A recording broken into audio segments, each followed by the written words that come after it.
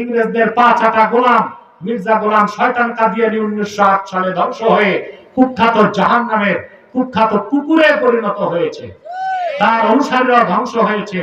বর্তমানে কিছু কাদিয়ানী বাংলাদেশে আছে, যারা ইতিমধ্যে বাংলাদেশে 100 সেন্টার করে ফেলছে। সবচেয়ে দুঃখজনক, আপনাদের লালমাইতেও তারা কোটবাড়িতে একটা সেন্টার করে ফেলছে। এটা আপনাদের জন্য একটা ব্যর্থতা না? 100 সেন্টার করছে তারা বাংলাদেশে। নাম পরিবর্তন করে করে মিথ্যা পরিচয় দেয়।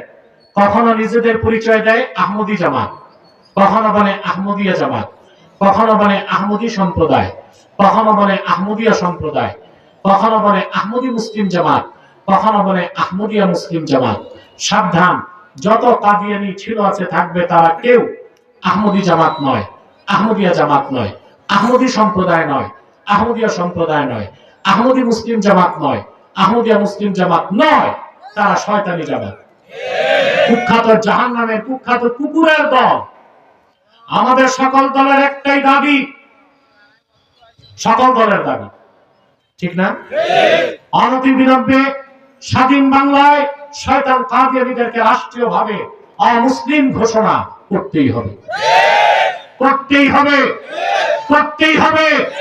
এই দাবি আদায় যদি জান ও মাল দেবার ডাক আসে, তাহরিকে খাতমের উপর বাংলাদেশের ব্যানারে কারা কারা প্রস্তুত আছেন হাত তুলে দেখান। নারায়ে তাকবীর, নারায়ে রিসালাত।